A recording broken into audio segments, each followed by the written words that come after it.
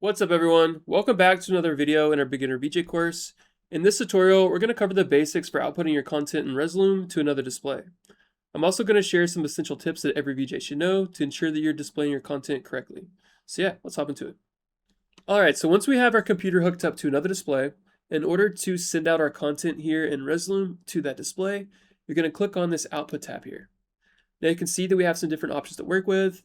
And I do want to add that if you are in Resolume Avenue and you're not in Resolume Arena, you're not going to have access to a lot of the tools and features within Resolume's advanced output menu.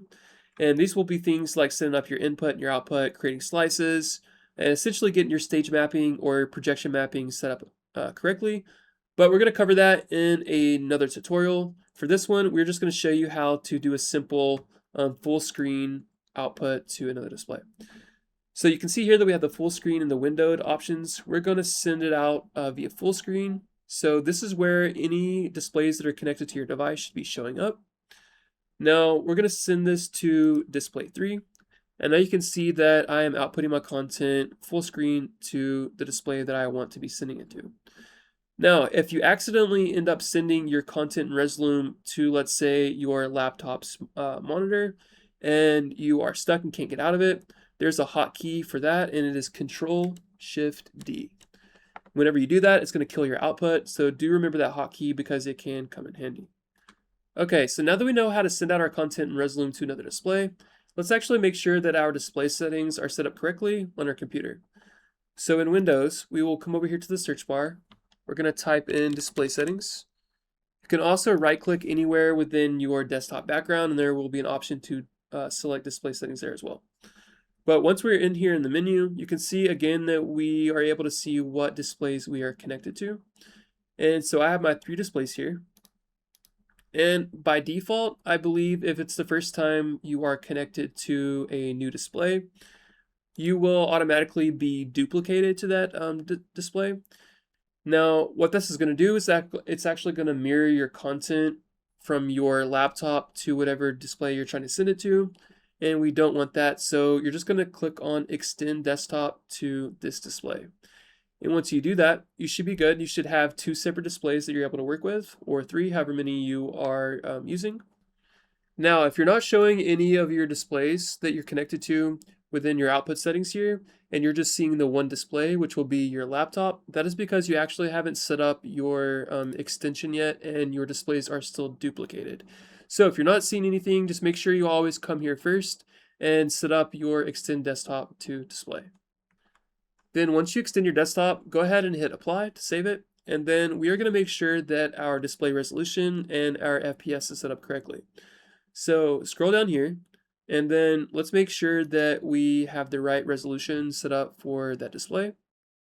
And so here's where you will do that. And then to ensure that we are utilizing the correct refresh rate, come over here into your advanced display menu, and then over here choose a refresh rate. Make sure that you are selected to 60, whatever you're matching within your Resolume composition. But generally, we will be sending out in 60 frames per second, so just make sure that your 60 hertz is active and not a 30 hertz.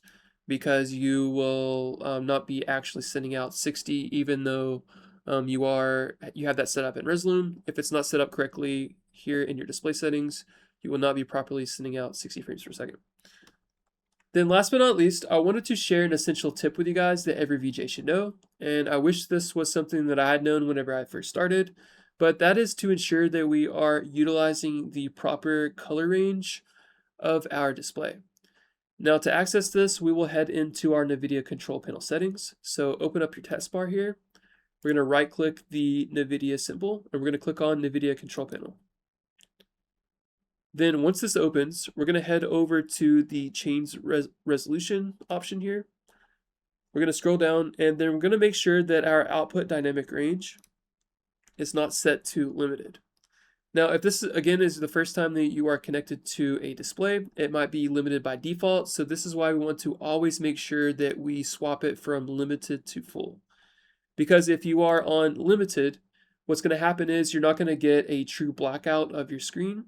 So once we black out our content, the screen will actually be a little bit gray. The grayscaling is going to be off, and it's just not a pretty sight. But not just that, our content won't have the proper contrast ratio. So by switching it to full from limited, you'll make sure that you're getting a lot better blacks for your content. It'll look a lot cleaner, and then you will get a perfect blackout of your screen. So always make sure that you come into your NVIDIA control panel and you make sure that you are not working with a limited screen. So go ahead and hit apply. And then once we do that, you should be all set. So that's going to cover it for this tutorial on output basics within Resolume. I hope that y'all enjoyed some of those essential tips that I shared. And yeah, thanks for watching, guys. I will catch y'all in the next one.